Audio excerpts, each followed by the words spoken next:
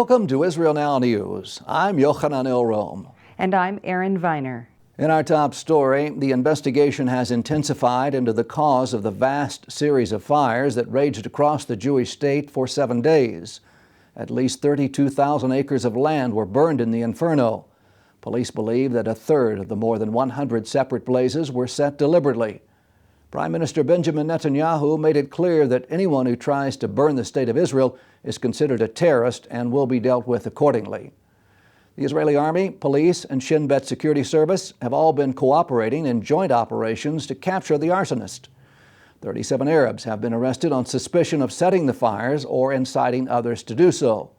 Several of the arsonists have confessed, and others were caught in the act. Many in the Arab world celebrated what they referred to as the Wildfire Intifada. The gloating hashtag Israel is burning became one of the top trends in Muslim states. A popular Arab singer tweeted her joy and hoped the flames would rip Israelis to shreds. The head of General Security in Dubai sent out a tweet blessing Allah for the flames, while a Muslim cleric in Kuwait expressed his desire that as much destruction as possible would be wreaked upon the Jewish state. Israel is used to helping out so many other nations in times of crisis, but because the fires were so widespread and so far apart, there just weren't enough planes and flame retardant materials available. So friends from all over the world pitched in to help out. Airborne assistance came from as far away as the U.S. state of Colorado, which sent a supertanker over with 50 volunteer firefighters aboard. Russia, Italy, and Croatia were among other nations to extend helping hands as well as equipment. Thankfully, no Israelis were killed in the massive blazes, although one person was seriously injured. 80,000 people were evacuated, and many returned to find their homes burned to the ground. More than 1,600 residents in Israel's third largest city of Haifa have been left homeless. The Finance Ministry is pledging monetary assistance to help residents rebuild, and there's also been tremendous community outreach. Citizens nationwide have been opening their homes to host the displaced, and distribution centers have been set up across the country for donations of clothing, blankets, and other urgently needed supplies. Anti-Semitism has yet again reared its ugly head in France. The European country has announced that all merchandise originating in the biblical heartland of Judea and Samaria and the Golan Heights will be labeled as settlement products rather than as being made in Israel. The Foreign Ministry in Jerusalem condemned the policy, calling it inconsistent with the French law against boycotts. Deputy Foreign Minister Michael Oren urged Israelis to think twice before buying any goods from France. The ministry also said the move can be interpreted as supporting extremism against the Jewish state and that it is troubled that Paris would single out Israel while ignoring hundreds of other territorial conflicts around the world. The French directive was adopted in keeping with guidelines issued by the European Commission in 2015. At that time, Israel responded by suspending diplomatic contacts with the EU regarding the Middle East diplomatic process.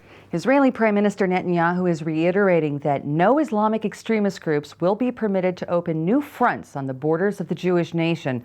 His remarks come in the wake of the first clash between IDF soldiers and Islamic State-affiliated terrorists in the Golan Heights. The incident began when the Arab operatives over the northern border in Syria shot at an Israeli unit along the frontier. After a brief exchange of gunfire, the Israeli Air Force launched a strike, killing all 4 terrorists. Since the civil war in Syria broke out in 2011, the Jewish state has frequently been hit by mortar shells and spillover violence, but this was the first direct assault. Israeli Defense Minister Avigdor Lieberman stressed that the Jewish state is not looking for a fight, but that any terrorist provocations against Israeli sovereignty will be met with immediate and full-force retaliation. Palestinian officials joined other radical leaders around the world in mourning the death of former Cuban strongman Fidel Castro. The Palestinian Authority and Hamas rulers of Gaza praised the communist firebrand as a great supporter of the armed Arab resistance against Israel.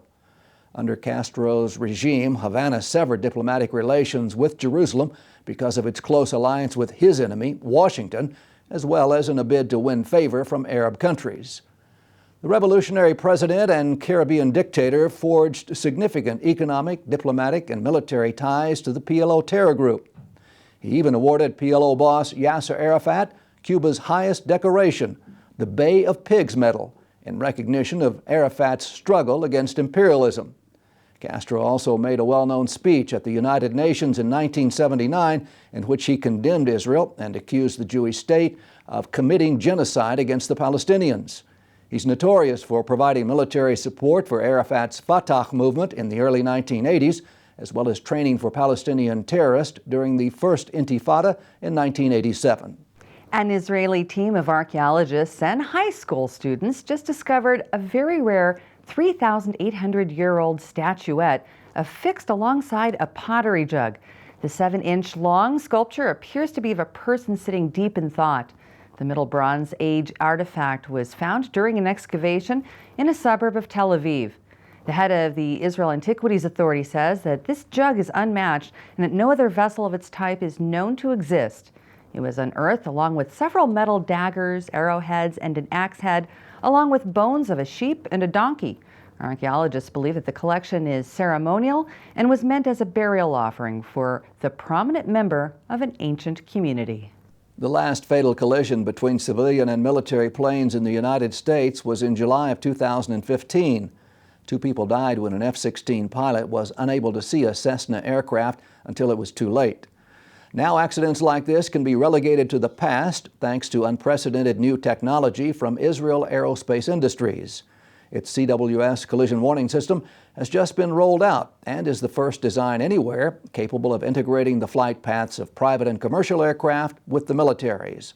The program utilizes extremely sophisticated radar that provides military pilots with 3 distinct types of avoidance alerts. One is by voice, another by graphic indicators on tablet panels, and the third is a warning that appears on cockpit displays. The system is applicable to 4th and 5th generation fighter jets, training planes, military helicopters, and even remotely piloted aircraft. Israel's CWS is now being tested by several leading air forces around the world.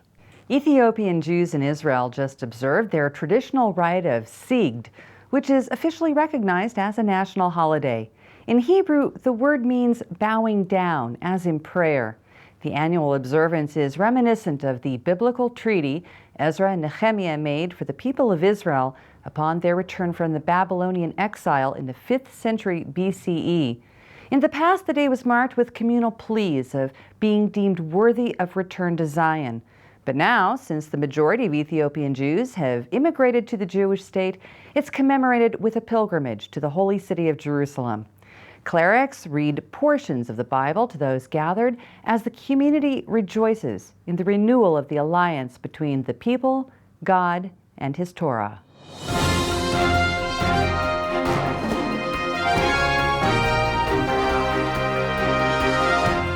Israel, the light unto the nations, today faces attack from more than just rockets and terrorism.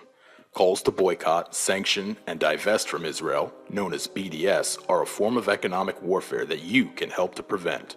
The Israel Allies Foundation has launched a public service campaign called Defeat BDS, offering educational tools and other resources that you can use to stand with Israel and help make a difference. Just visit the easy-to-use website at www.defeatbds.org.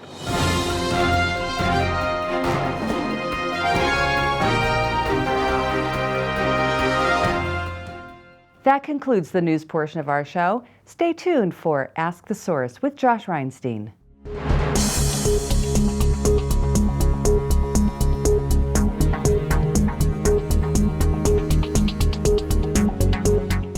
Hello and welcome to Ask the Source. I'm your host Josh Reinstein, and we're here on a beautiful sunny day in Jerusalem on our rooftop studio. My guest today is Daniel Williams. He's the Executive Director of the Israel Allies Foundation. Daniel, thank you for being on the show. Thank you, Josh. Good to be here again. Daniel, tell our viewers a little bit about what is the Israel Allies Foundation. Well, the Israel Allies Foundation has grown out of a need to see Christian activation with regard to Israel. In other words, it's one thing to see Christians waving flags or singing songs that in support of sort of Jewish things wherever they are, but that hasn't translated into political difference in their countries. And so the Israel Allies Foundation was formed years ago. It was actually born as a result of the Knesset Christian Allies Caucus here in the Knesset of Israel to partner with them in helping to promote pro-Israel legislation in parliaments around the world. We hear a lot about faith-based diplomacy. How effective is faith-based diplomacy vis-a-vis Israel? Well, the fact is that it's one thing to pray for Israel, to wave Israeli flags in churches, to have conferences, but what Israel really needs is legislative support in countries around the world. And so faith-based legislation or faith-based advocacy is critical. We find evangelical legislators, Jewish legislators, and even secular legislators who are informed by the Bible or who are informed by what we believe about what God has said for Israel, but it's not enough for us to preach it. We have to prove it at the ballot box. You know, the Israel Allies Foundation today has 35 Israel Allies caucuses and parliaments around the world, over 1,000 parliamentarians in the network. How important are these people's faith when it comes to political advocacy? Are they taking their biblical support and turning it into real political action? Most of those that are in our caucuses are, in fact, either Jewish or Christian and informed by their faith. It's precisely because of what they believe. They're willing to take the moral stand for Israel when it's probably not expedient to their political career. Many times they're highly criticized because of their support for Israel. The insolence with which Israel is treated around the world is just hard to even grasp. But the fact is, these men and women are willing to stand up in their own parliaments for Israel on a consistent basis because of their faith. You know, this year you've seen an incredible success in the landmark anti-BDS, boycott, divestment, sanction legislation. The IF has been critical in staffing and educating parliament members and members of state senates on these issues. How important has grassroots Christian support been for this effort? Well, Josh, I've been a part of that process in the United States. In fact, the second state where it was passed was Florida, and I was there in some of the deliberations before the Senate, as well as in South Carolina, which was the first state it was passed. I was there, and so were about 200 Christians in the balcony, praying, being quiet. We weren't there to protest. We were there to stand in support of the anti-BDS law. And in fact, when the legislators saw all of those Christians in the balcony, they didn't even vote on it. They just passed it by acclamation, which means there was no argument. It was unanimous through the South Carolina legislature, and we were able to go right out and get the governor to sign it. So we saw that again in Florida, and we've seen it now in 12 states where it's passed this legislation, and a 13th state where it was put in by an executive order by the governor. And one of the most important issues for Christians and Jews today is the issue of Jerusalem as the undivided capital of Israel. It is now the 50th anniversary of the reunification of Jerusalem. What will the IF do to support Jerusalem as Israel's capital? Well, one of the things we have done in the United States, as an example, is that we have supported the 1995 Jerusalem Embassy Act. And we're calling on the next president of the United States to sign that embassy act that was signed so many years ago in the 90s, but still the embassy remains in Tel Aviv and not in Jerusalem. That's one of the ways. But we also educate churches and conferences and even legislators on a state and a national level and around the world, in fact, of the importance of keeping Jerusalem as a united city. We do not want to see Jerusalem turned into East and West Berlin, broken into two capitals. It makes no sense historically. It certainly makes no sense biblically. And I believe that there are millions of Christians around the world that if they're aware that that's even going on, they're going to do something about it. They can pray, they can give to those that are working against this, and then they can stand in support in their own countries, and especially in the United States. Daniel, there are literally tens of millions of people watching this show. What message do you have for our viewing audience? The biggest thing is that prayer is not God management. Prayer is not telling God what to do. Prayer is aligning your life, your desires, and the things that you're talking to Him about with what He says is true. And we start with the Bible. So begin to pray what the Bible says about Jerusalem. The Bible declares that this is a city where God's name would dwell forever. He made certain promises. You pray and watch how your life begins to align with that prayer. When I begin to really sincerely pray, my time, my talent, and my treasures follow my prayers. And so that would be the most important thing I would say. Daniel, thank you so much for being on the show, and thank you for tuning in to Ask the Source. I'm your host, Josh Reinstein. Now back to the studio.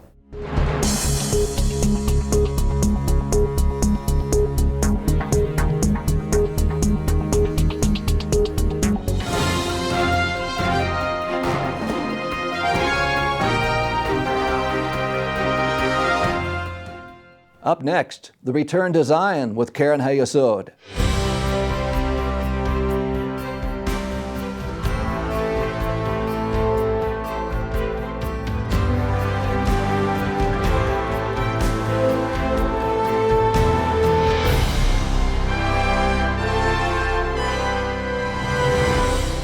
Hello and welcome to the Return to Zion with Karen Hayesod. I'm Eliezer Moody Sandberg, World Chairman of Karen Hayesod, the leading official fundraising organization for the State of Israel. It was foretold that the children of Israel would return to their land on the wings of eagles. This is why it was so important for Karen Hayesod to support the establishment of Israel's first airline. I hope you enjoy. God bless you from Jerusalem. The divine promise of bringing the children of Israel to their land was given to Moses at the foot of Mount Sinai. I carried you on eagle's wings and brought you to me, as it is written in the book of Exodus, is a prophecy that has sparked the immigration for 3,000 years. And with the establishment of the Zionist movement and the State of Israel, it has begun to be fulfilled. Eagles made of steel of El Al Airlines have taken to the skies of the Holy Land, carrying with them hundreds of thousands of new immigrants to Israel. They have come from Yemen and Iraq, from North Africa and Ethiopia, from Russia and Ukraine. El Al, Israel's flagship carrier, was established with the support of the donors of Karen Hayesod, a global organization authorized by the Israeli government to raise funds for Israel's most important priority projects.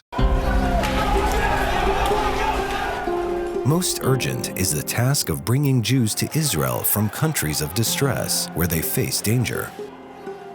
Just after Israel's establishment, nearly 50,000 Jews were brought to Israel from the ancient Yemenite Jewish community. In 1951 and 1952, more than 130,000 Jews from Iraq were brought home to safety in Israel. El Al Airlines was a key player in these airlifts and in waves of immigration since. Perhaps no one better epitomizes Israel's immigration story than Aryeh Oz. He was accepted into the pilot school of the Israel Air Force and earned his pilot's wings in 1956, and after completing his military service, joined El Al Airlines. He returned to the Air Force in 1991 to fly a jumbo jet taking Ethiopian Jews home to Israel in Operation Solomon.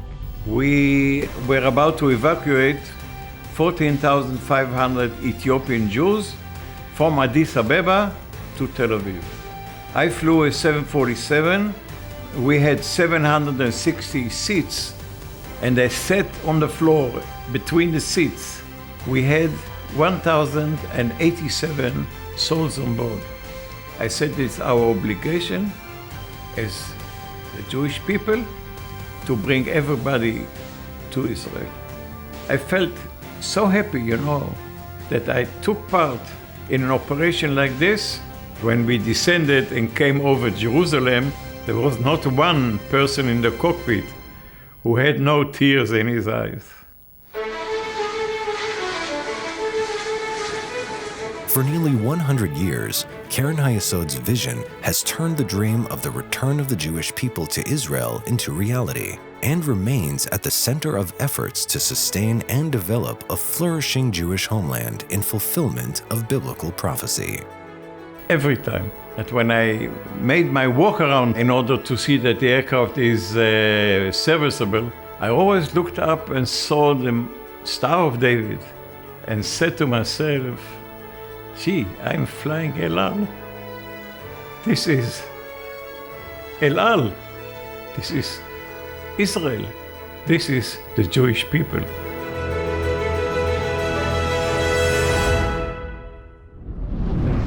Let's bless Israel together. To donate and get information, call us at 1-800-505-1665 or visit our website at www.khisrael.org.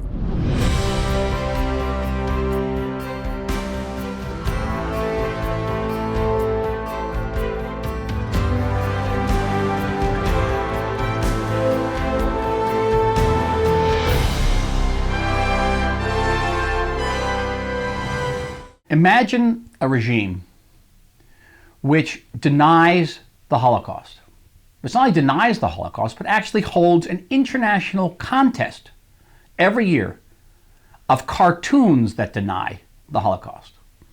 And imagine a regime that not only denies the Holocaust, but seeks to perpetrate a second Holocaust by killing the more than 6 million Jews of the state of Israel.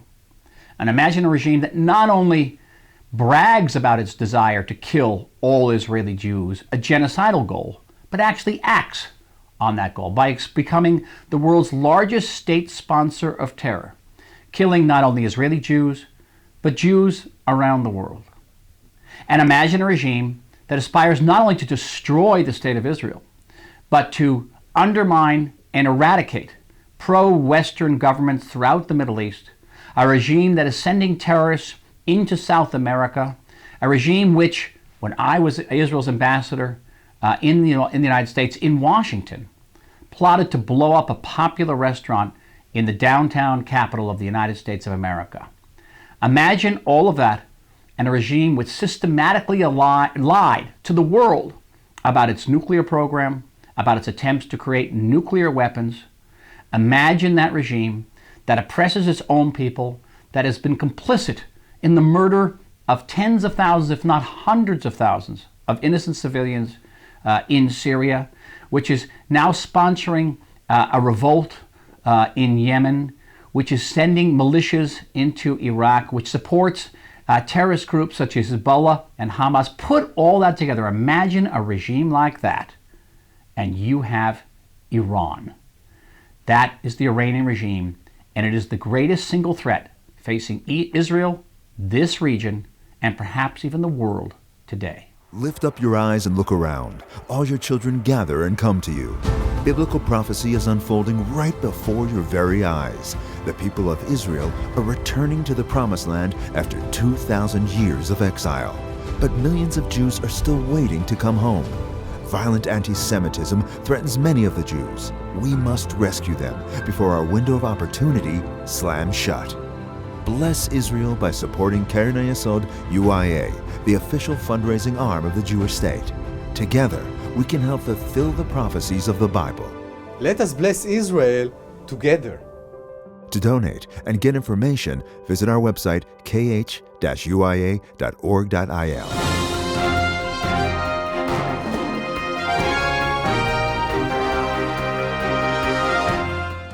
Please stay tuned for the ICEJ report from the International Christian Embassy, Jerusalem. We're on our way to Ben Gurion Airport, and we get the chance to be a part of something really special. I'm so excited for you to see it.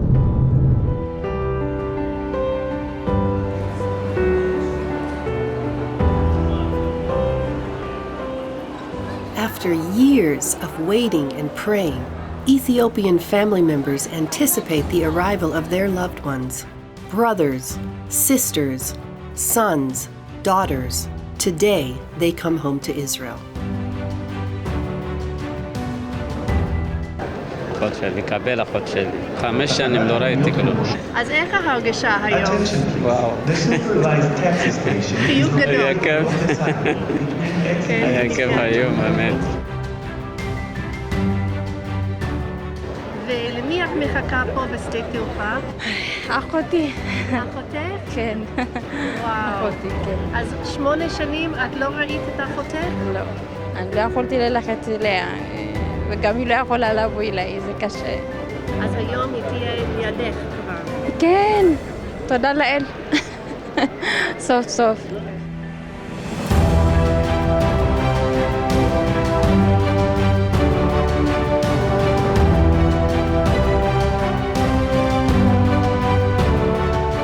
God's people are returning to their homeland, and today is a day for rejoicing.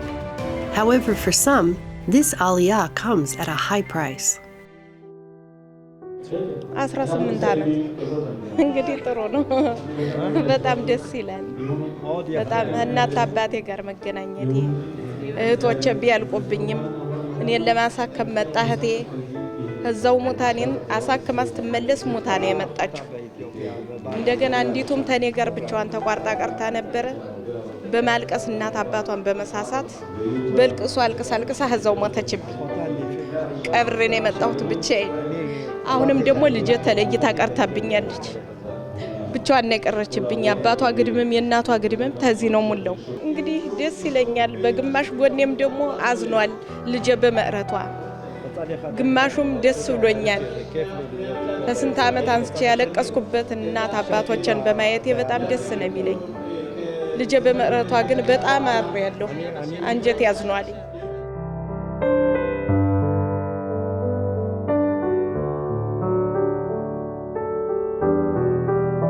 What you see behind me is a miracle.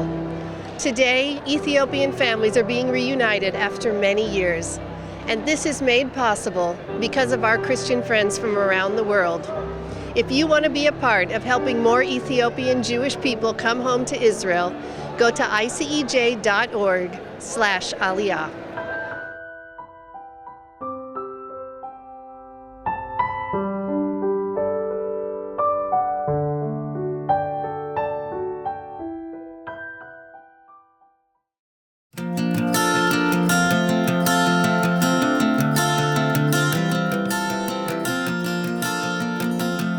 Experience the heart of Israel and find a renewed vision for your ministry and calling. Refresh your spirit with the Envision Pastors and Leaders Conference. Join us January 23rd through the 26th for an outpouring of knowledge and insight. Here's why you do not want to miss this conference. I want to encourage every believer who loves God, loves the God of Israel, and loves Israel to consider being a part of Envision Conference. It's a time where you can hear from local believers, both Jewish believers and Arab, to talk about what God is doing in the land of Israel and the miracles that are happening now and the miracles to come. So would you consider being a part of this? You'll have the opportunity to visit the Prime Minister's office and hear exclusive briefings from prominent Israeli Knesset members. Well, if you've never been to Envision, you know there's so many blanks will be filled in your walk with God, and you get a new understanding, a new perspective of Israel and the purposes of God for our generation. Honor the memory of lives lost in a special Holocaust remembrance ceremony at Yad Vashem. One of the benefits of coming is the networking with like-minded individuals, a lot of young leaders in our UK gathering who are just fun to be with. Hey, I was at Envision this year, and you should come. It will enhance your life, enhance your ministry, and enhance your calling. Visit envision.icej.org for more information.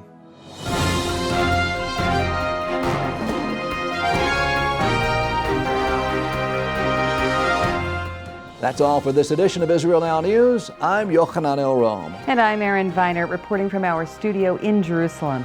Please join us again next week for all of your Israel updates.